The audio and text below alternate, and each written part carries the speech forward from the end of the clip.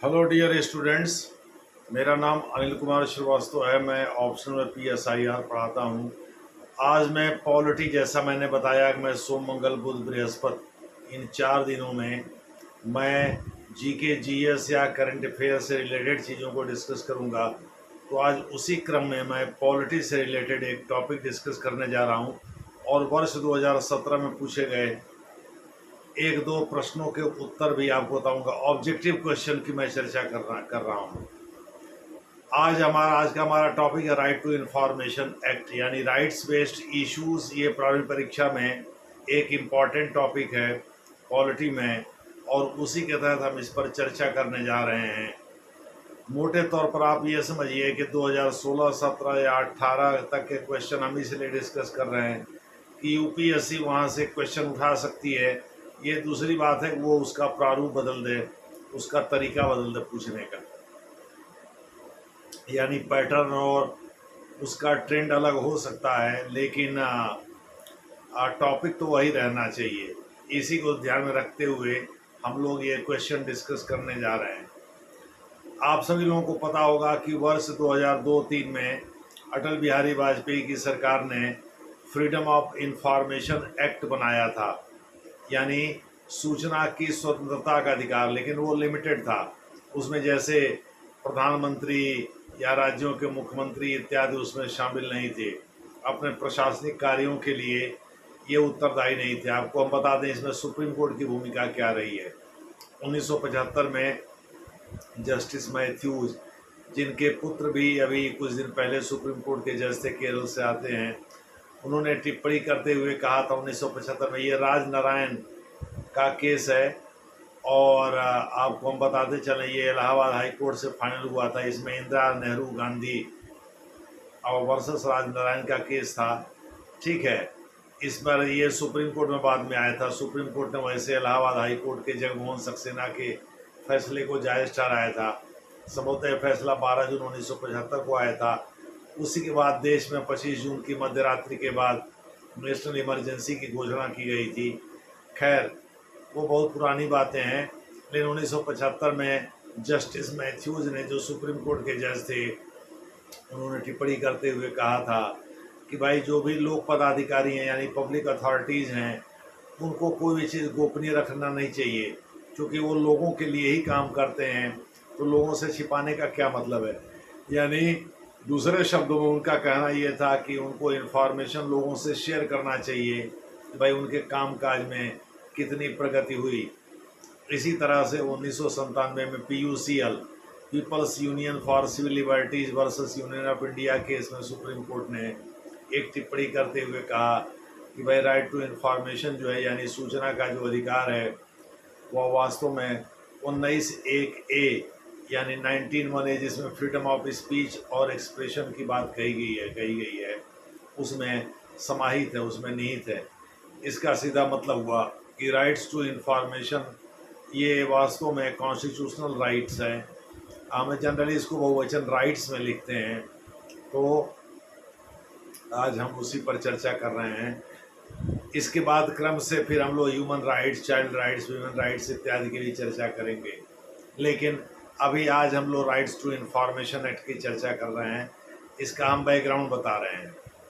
तो सबसे पहले जस्टिस मैथ्यूज ने 1975 में टिप्पणी किया था इंदिरा नेहरू गांधी केस में, जिसमें राजनारायण वर्सेस इंदिरा नेहरू गांधी केस के रूप में। एक्चुअली इंदिरा गांधी ने जगमोहन सक्सेना के फैसले इलाहाबाद के चैलेंज किया था, और एक्चुअली ये स्टेट ऑफ उत्तर प्रदेश था पहले, तो ये सुप्रीम कोर्ट में ये स्टेट के रूप में ही आया था। State of Uttar Pradesh versus Rajnarayan था ये केस, क्योंकि उस समय कांग्रेस की सरकार वहाँ थी और कांग्रेस की सरकार हाई कोर्ट के फैसले से खुश नहीं थी। श्रीमती इंदिरा गांधी के बारे में आपको पता ही है कि देवकांत बरुआ, जो कि असम से आते थे, जो कि नेशनल इमरजेंसी के दौरान कांग्रेस के प्रेसिडेंट थे, वो कहते थे Indira is India, India is Indira. वो मल्लिकार्जुन खड़गे की तरह से गांधी फैमिली के प्रति एकदम से आंख मूंद करके समर्पित थे। खैर, जो भी है, लेकिन उसमें इंदिरा गांधी बहुत चरम पर अपने प्रतिष्ठा की थी, पद उनके पास था ही। तो हाई कोर्ट का फैसला कांग्रेस को तनिक भी भाया नहीं, वो शॉकिंग था उसके लिए, और इसके खिलाफ वो सुप्रीम कोर्ट गई थी। हालांकि सुप्रीम कोर्ट से उसको न्याय नहीं मिला था। आपको हम बताते चलें कि इलेक्टोरल पोल रिगिंग से रिलेटेड जो भी चीज़ें होती हैं, यानी चुनाव में जो भी धांधली का मामला होता है या भ्रष्टाचार का मामला होता है या बैलेट पेपर को छीनने संबंधी कोई मामला होता है, यानी चाहे वो बूथ कैप्चरिंग का मामला हो या पोल रिगिंग का मामला हो, इसमें इलेक्टोरल पिटीशन के माध्यम से हम सीधे हाई कोर्ट ही जाते हैं। निचली अदालतों को इस पिटीशन पर विचार करने का कोई अधिकार नहीं होता। तो सबसे पहले 1975 में सुप्रीम कोर्ट के जज, सिटिंग जज जस्टिस मैथ्यूज़ ने इस पर कहा था कि लोक पदाधिकारियों को, पब्लिक अथॉरिटीज़ को, जब लोगों के लिए ही वो काम करते हैं तो इसमें वो गोपनीय रखने वाली बात क्या है, उसे छिपाने वाली बात क्या है। उसे चीज़ों को शेयर किया जाना चाहिए जिससे उनको भी लगे कि सरकारी कामकाज में प्रगति कहाँ तक हो रही है। बाद में 1997 में राइट्स टू इंफॉर्मेशन को उन्होंने, सुप्रीम कोर्ट ने 19(1)(a) के तहत कॉन्स्टिट्यूशनल राइट्स या बाद में फंडामेंटल राइट्स का हिस्सा मान लिया था। यही चीज़ वाजपेयी साहब थोड़े से नज़रअंदाज कर गए। वो फ्रीडम ऑफ इंफॉर्मेशन एक्ट जरूर बनाए, लेकिन लिमिटेड स्कोप था उसका, जैसा कि मैं पहले बता चुका हूँ। लेकिन 2005 में श्री मनमोहन सिंह, जो डॉक्टर मनमोहन सिंह जो उस समय देश के प्रधानमंत्री थे, उनकी अध्यक्षता में कैबिनेट ने इसका अप्रूवल किया और राइट्स टू इंफॉर्मेशन एक्ट के रूप में ये पारित हुआ। इसके तहत ये व्यवस्था की गई कि भाई हर विभाग में एक पीआईओ यानी पब्लिक इंफॉर्मेशन ऑफिसर की नियुक्ति करेगी, पब्लिक अथॉरिटी करेगा। जो भी चीफ डिपार्टमेंटल हेड होगा वो पीआईओ की नियुक्ति करेगा। पीआईओ के फैसले के विरुद्ध आप स्टेट इंफॉर्मेशन कमीशन के पास जा सकते हैं। स्टेट इंफॉर्मेशन कमीशन के फैसले के विरुद्ध आप नेशनल इंफॉर्मेशन कमीशन के पास या सेंट्रल इंफॉर्मेशन कमीशन के पास जा सकते हैं। हालांकि इन इंफॉर्मेशन कमीशन को मुख्य रूप से मॉनिटरिंग और सुपरवाइजरी रोल यानी पर्यवेक्षकीय भूमिका दी गई, यानी निगरानी रखने की और पर्यवेक्षकी, यानी दूसरे शब्दों में निगरानी रखने, मोटे तौर पर आप समझिए, यानी पीआईओ के कामकाज पर निगरानी रखने की भूमिका इन लोगों के लिए तय की गई। सेक्शन 3 जो कि राइट टू इंफॉर्मेशन एक्ट 2005 है, जो 12 अक्टूबर 2005 को अस्तित्व में आया था, वो साफ साफ इंफॉर्मेशन को किसी भी ऐसे मटेरियल के रूप में परिभाषित करता है जो प्रशासन, ऑपरेशन यानी प्रशासनिक कार्य के संचालन और डिसीजन मेकिंग, सरकार के निर्णय निर्माण से संबंधित हो। इसमें केवल जांच एजेंसियों या उन एजेंसियों को नहीं रखा गया है जिससे देश से रिलेटेड कई इंफॉर्मेशन गोपनीय बाहर आ सकते हैं, और मंत्रियों ने क्या परामर्श दिया राष्ट्रपति को या राज्य में मंत्रियों ने क्या परामर्श दिया गवर्नर को, इसे भी राइट टू इंफॉर्मेशन एक्ट से के दायरे से बाहर रखा गया है। क्योंकि ये सब ऐसे मामले हैं, संवेदनशील मामले, जिनके खुलासे के बाद हंगामा बरप सकता है, शत्रु देश इसका नाजायज़ फ़ायदा उठा सकते हैं या शत्रु इसका नाजायज़ फ़ायदा उठा सकते हैं। लेकिन प्रशासनिक कार्यों के लिए प्रधानमंत्री कार्यालय को भी राइट टू इंफॉर्मेशन एक्ट के अंतर्गत रखा गया है। इसी प्रकार से चीफ मिनिस्टर, जाहिर है जब प्रधानमंत्री कार्यालय को रखा गया है तो चीफ मिनिस्टर के कार्यालय को भी या उसके भी प्रशासनिक कार्यों के लिए उसको उत्तरदायी बनाने हेतु इसे रखा गया है राइट टू इंफॉर्मेशन एक्ट के अंतर्गत। मोटे तौर पर आप ये मानिए केवल जांच एजेंसियों या सुरक्षा एजेंसियों को ये मैंडेट मिला हुआ है कि वो इसके दायरे में नहीं आएंगी, क्योंकि वो जिस चीज़ की जांच करती हैं या जिन चीज़ों की खोजबीन करती हैं वो देश से रिलेटेड बहुत गोपनीय चीज़ें होती हैं। अदालतें तो उसको देखेंगी ही देखेंगी बाद में चलकर, तो फिर उसे लोगों को जानने का दे। लोग भी तो अगर जान लें, लोग भी तो शातिर होते हैं, वो लगेंगे दांव पेच खेल लें, दांव पेच चल लें ताकि वो चीज़ों से बच सकें।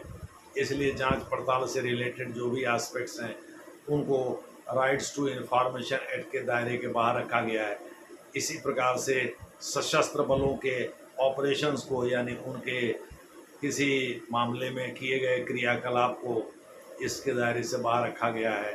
प्रशासनिक प्लेन प्रशासनिक कार्यों को, जैसे मान लीजिए किसी का अपॉइंटमेंट किस आधार पर किया गया, उसकी योग्यता क्या थी, या आ, किस आधार पर कोई फैसला लिया गया जो नॉर्मल तरीके से लोगों के जीवन को प्रभावित करता है, इन सभी मामलों में चाहे आर्म्ड फोर्सेज हो या कोई भी हो, उसको रखा गया है प्रशासनिक कार्य में, प्लेन प्रशासनिक कार्य में, और वो राइट्स टू इंफॉर्मेशन एक्ट के अंतर्गत कवर किए गए हैं। सेक्शन 3 और सेक्शन 5 इस अधिनियम 2005 के अधिनियम के की धारा 3 धारा 5 इस मामले में बहुत स्पष्ट हैं। इन्हीं दोनों में इंफॉर्मेशन यानी सूचना संबंधी चीज़ों का विस्तार से वर्णन किया गया है।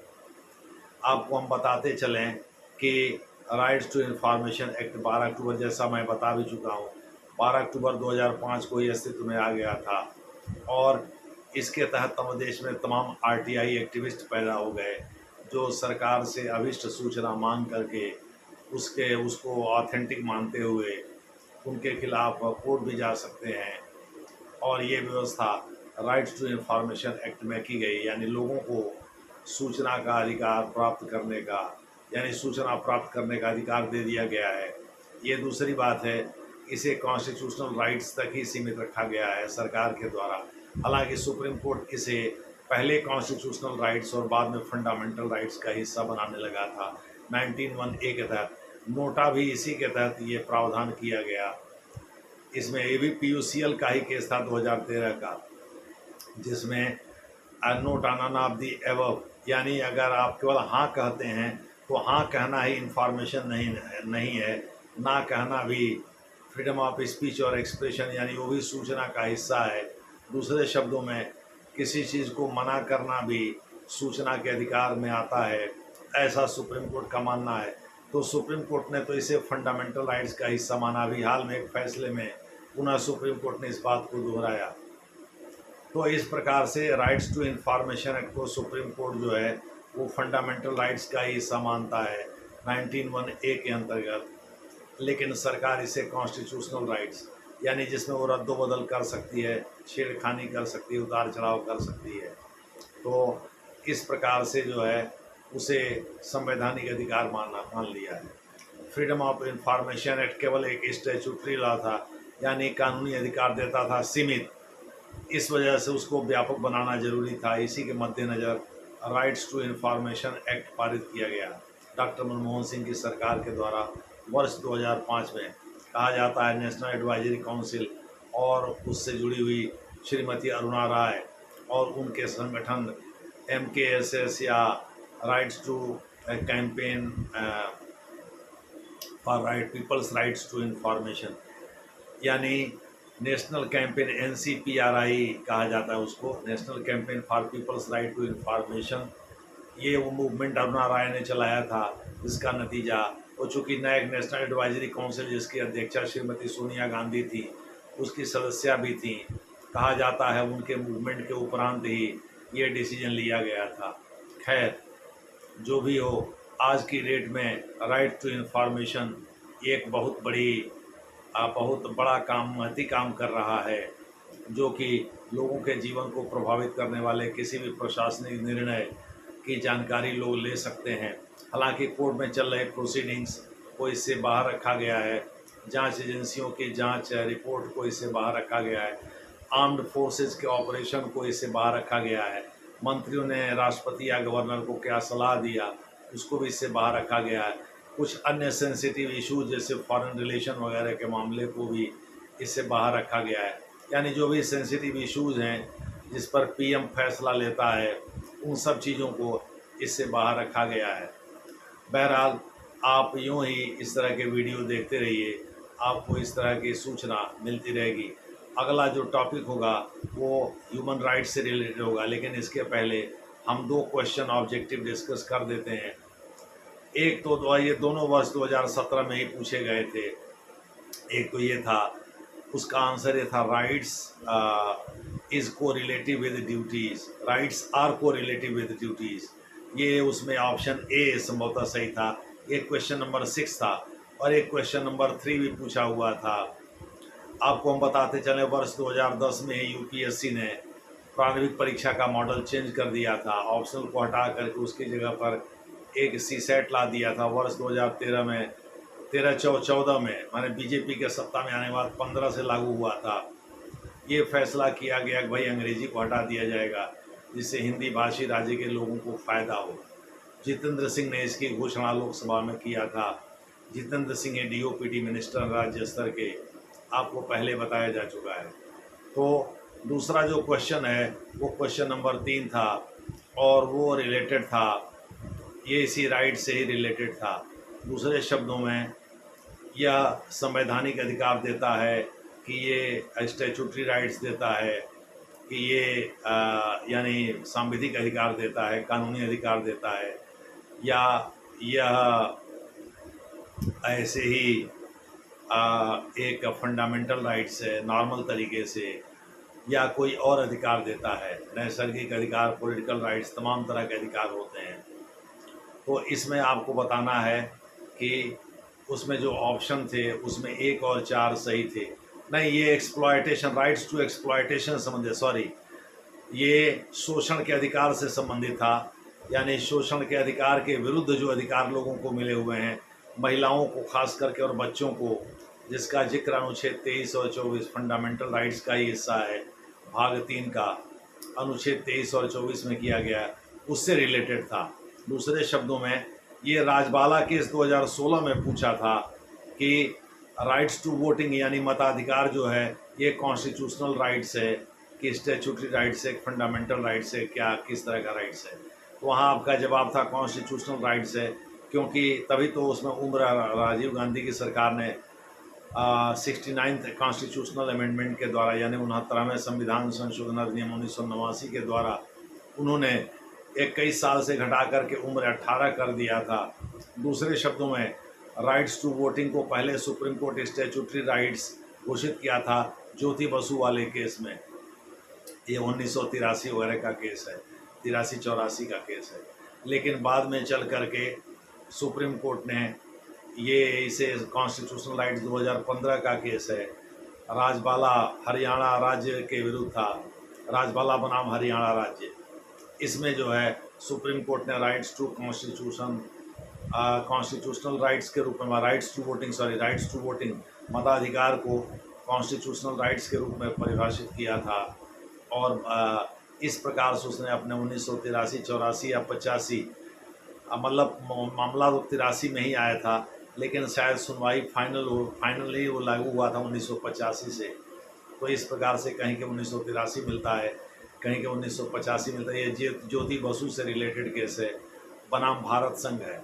दूसरे शब्दों में ज्योति बसु बनाम भारत संघ के मामले में सुप्रीम कोर्ट ने इसे स्टैट्यूटरी राइट घोषित किया था, जिसे राजबाला केस 2015 में हरियाणा राज्य के विरुद्ध था, इसमें उसने कॉन्स्टिट्यूशनल राइट्स घोषित कर दिया। इसे अगले ही साल ऑब्जेक्टिव क्वेश्चन में 2016 में पूछा गया था। 2017 में एक्सप्लॉयटेशन से संबंधित था, अनुच्छेद 23 और 24 से। अनुच्छेद 23 जो दुर्व्यापार से संबंधित है और 24 14 साल से कम उम्र के बच्चों को किसी भी तरह के फैक्ट्री या माइंस में लगाना यानी नियोजित करना, रोजगार पर रखना निषिद्ध किया गया, रोका गया है, उससे रिलेटेड था।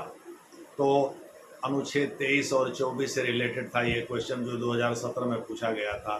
तो क्वेश्चन नंबर 3 में ये एक्सप्लॉयटेशन के राइट्स जो लोग ले लेते हैं उसके विरुद्ध जो लोगों को राइट्स मिले हुए हैं, खास करके महिलाओं और बच्चों को, उससे रिलेटेड केस था।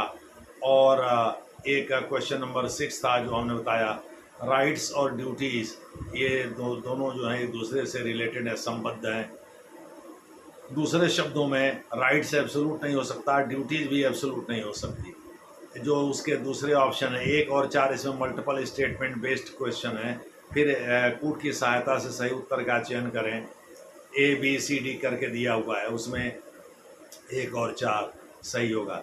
यानी एक महिलाओं के दुर्व्यापार यानी ट्रैफिक इन ह्यूमन बीइंग को निषिद्ध करता है, और एक 14 साल से कम उम्र के बच्चों को किसी फैक्ट्री में नियोजित करने को निषिद्ध करता है, किसी फैक्ट्री या किसी माइंस में, यानी उनको रोज़गार पर रखने, नौकरी पर रखने को रोकता है।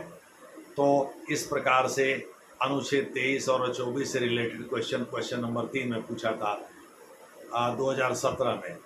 तो 2016 और 17 दोनों में राइट से रिलेटेड क्वेश्चन पूछा था। एक में तो सुप्रीम कोर्ट के फैसले, 2016 में क्वेश्चन ही बहुत कम थे, 2017 में ज़्यादा क्वेश्चन थे। औसतन 14 क्वेश्चन पूछे जाते हैं पॉलिटी सेगमेंट के अंतर्गत यूपीएससी के द्वारा। आज हम उसमें से राइट्स टू इंफॉर्मेशन पर हम चर्चा किए हैं। कल हम ह्यूमन राइट्स पर, नेशनल ह्यूमन राइट्स और स्टेट ह्यूमन राइट्स कमीशन पर, या ह्यूमन राइट्स पर से यानी अपने आप में ह्यूमन राइट्स क्या होता है इससे रिलेटेड चीज़ों पर चर्चा करेंगे। धन्यवाद। तब तक ये चीज़ें देखते रहें।